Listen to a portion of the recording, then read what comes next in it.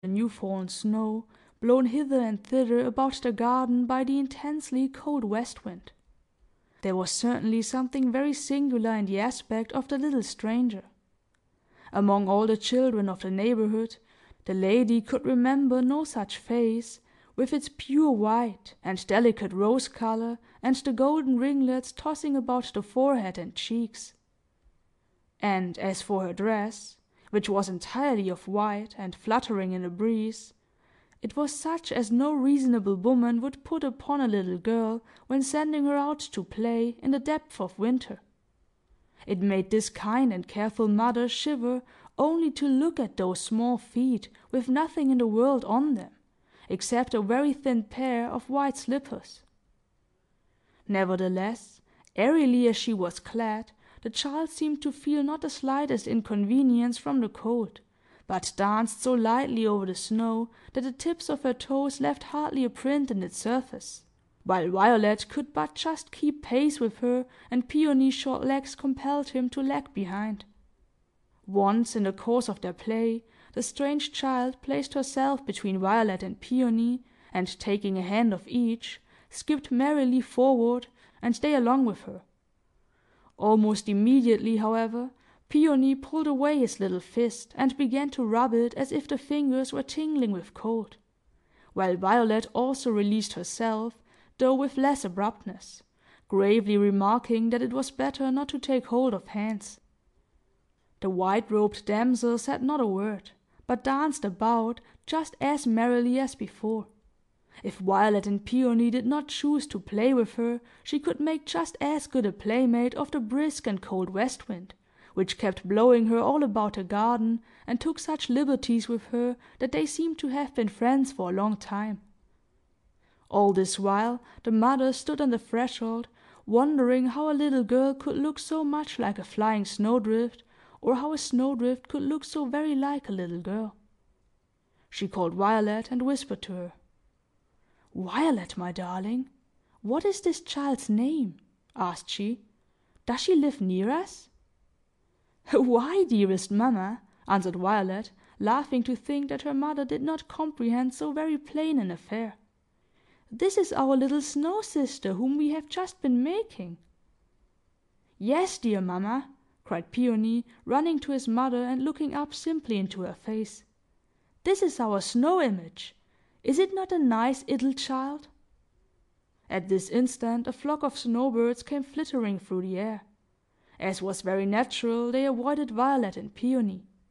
But, and this looked strange, they flew at once to the white-robed child, fluttered eagerly about her head, alighted on her shoulders, and seemed to claim her as an old acquaintance. She, on her part, was evidently as glad to see these little birds, old Winter's grandchildren, as they were to see her, and welcomed them by holding out both her hands. Hereupon they each and all tried to alight on her 2 palms and 10 small fingers and thumbs, crowding one another off with an immense fluttering of their tiny wings.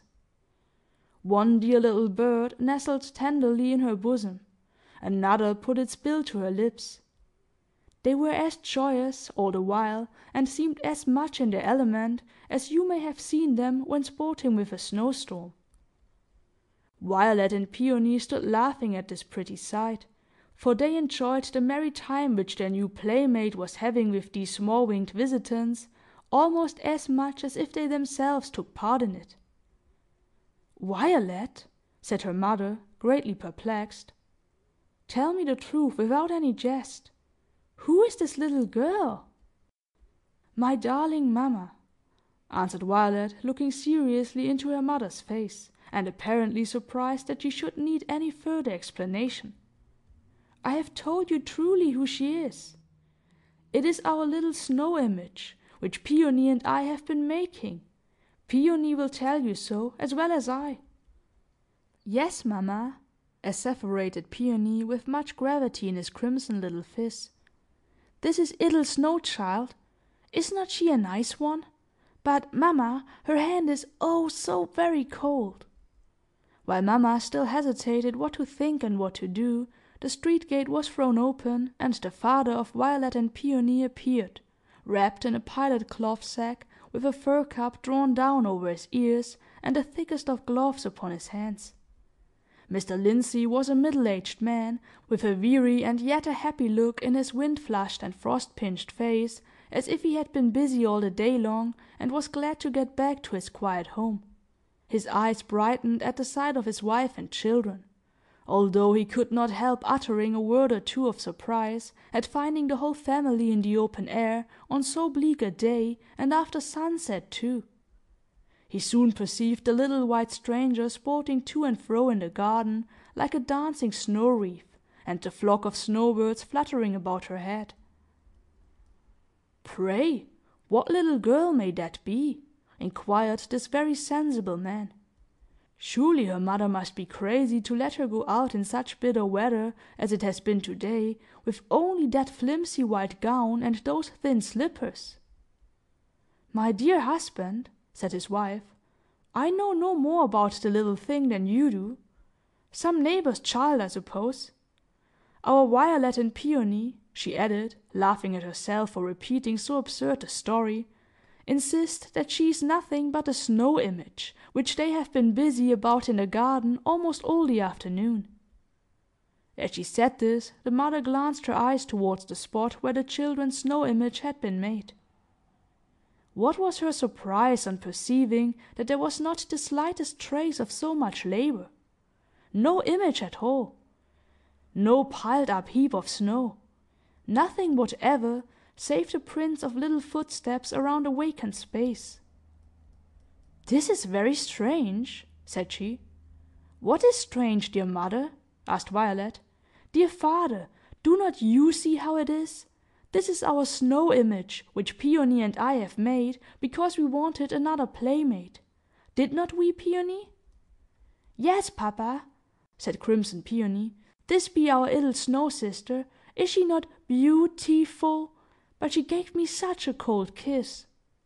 "Pah! Nonsense, children!"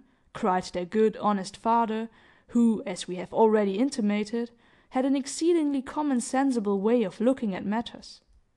"Do not tell me of making live figures out of snow. Come, wife, this little stranger must not stay out in the bleak air a moment longer. We will bring her into the parlor, and you shall give her a supper of warm bread and milk, and make her as comfortable as you can. Meanwhile I will inquire among the neighbors, or, if necessary, send the city crier about the streets to give notice of a lost child." So saying, this honest and very kind-hearted man was going toward the little white damsel with the best intentions in the world; but Violet and Peony, each seizing their father by the hand, earnestly besought him not to make her come in. "Dear father," cried Violet, putting herself before him, "it is true what I have been telling you. This is our little snow girl, and she cannot live any longer than while she breathes the cold west wind. Do not make her come into the hot room." "Yes, father," shouted Peony, stamping his little foot, so mightily was he in earnest. "This be nothing but our little snow child. She will not love the hot fire." "Nonsense, children! Nonsense, nonsense!" cried the father, half vexed, half laughing at what he considered their foolish obstinacy. "Run into the house this moment. It is too late to play any longer now. I must take care of this little girl immediately, or she will catch her death a cold." "Husband, dear husband," said his wife in a low voice, for she had been looking narrowly at the snow-child, and was more perplexed than ever, "there is something very singular in all this. You will think me foolish, but may it not be that some invisible angel has been attracted by the simplicity and good faith with which our children set about their undertaking?